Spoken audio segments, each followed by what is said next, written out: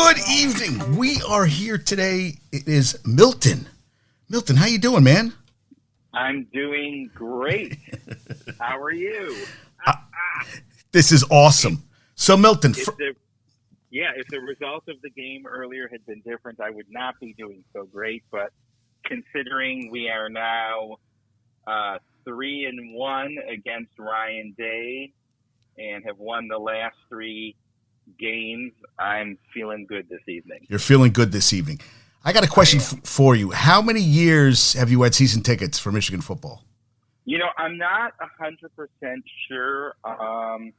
My dad has had tickets for, I don't know, probably 60, 70 years. And so for a while I used his tickets. I'm giving you more minutia than you need. But I have been going to the games consistently since I was a freshman in the fall of 1985. And my kids, who are now both students at the University of Michigan, I'm sure have attended, dozens, if not hundreds of games in person. So we don't miss games unless it's a really, unless we really have to. So, in fact, we moved both of our kids' mitzvah dates because they aligned with a Michigan home game, and so that couldn't happen. So you switched family, the bar and bar mitzvahs because that's dedication. Far enough in advance. I mean, it wasn't the last minute change, but we had the bar mitzvah date, and then the Michigan schedule came out. We're like, nope, got to change that bar mitzvah date, and then we had the bat mitzvah date for my daughter. The Michigan schedule comes out, nope, got to change the bat mitzvah date. And in fact, Lisa and I got married on November 4th, 1995, which was notable for a few things. Rabin was assassinated on that date.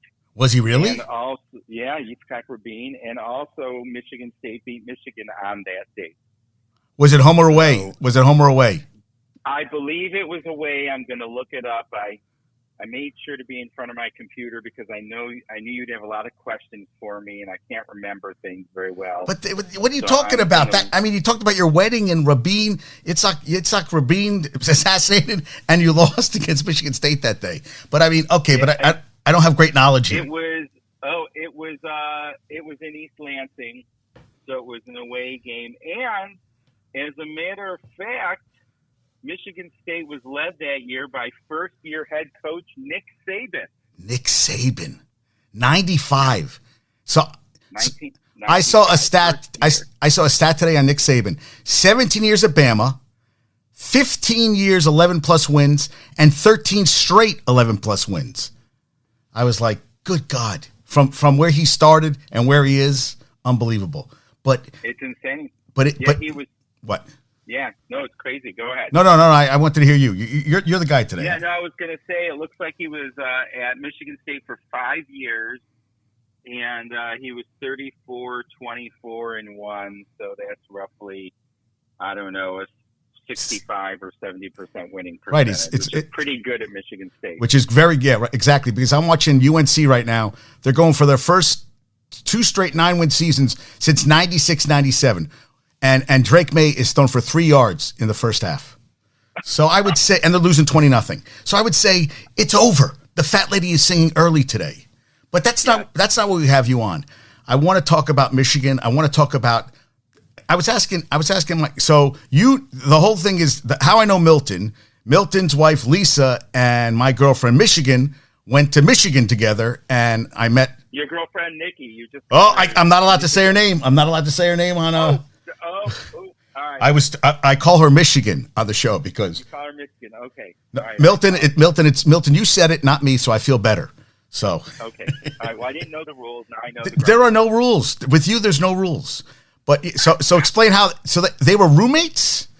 Yes, they were. They met freshman year, which for them was 87.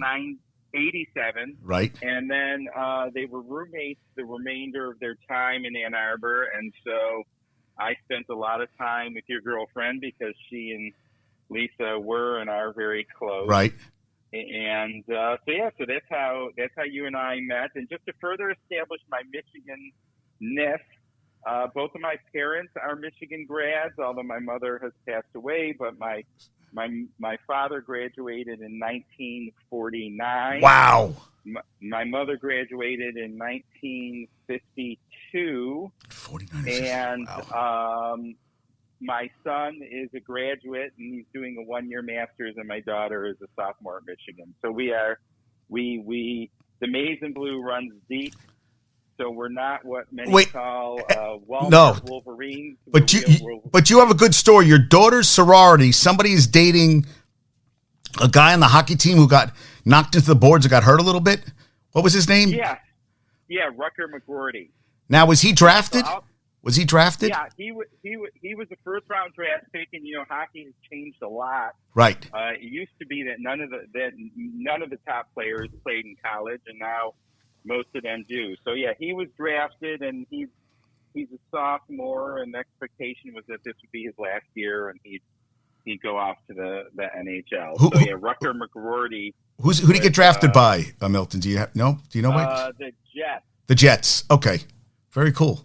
Yeah, there was a I heard you were there and you kind of got in a picture with him or something, or did. Well, yeah, no. So I'll tell the story briefly. So yeah, it was move-in date for my daughter's sorority, and I was talking to the house mom, and she was, I guess she's new to University of Michigan. She was a house mom at Purdue, and she moved to Michigan this year, and she was talking about the sports teams, and I mentioned to her that if she ever wanted tickets to hockey or basketball and blah, blah, blah. And then the next thing I know, she leaves and she's talking to one of the girls in the sorority, and she says to this guy who's standing there, "Oh, he has hockey season tickets." So the kid came over. He was very polite, and you know how it is with college kids. They don't all always handle themselves so great. But he came over and shook my hand and introduced himself and said it was nice to meet me, and we chatted for just a couple seconds. So very nice. Apparently, he's quite the heartthrob around campus. Oh, Rucker McGorty. All right, that's what my daughter tells me. Yeah, and if anything, if he comes near your daughter, I have a bat and a car, and I'll be there in 20 minutes. That's all I got to say, and that's all I'm saying on that front. I appreciate that. So now we get to the good stuff. Yeah, the game. But let me ask you a question: is this their third straight year undefeated? Hutchinson's last year, did they go undefeated? Nope. No, they did not. In fact, I have all that information up here in front of me as well. So the 2021 Michigan lost at Michigan State.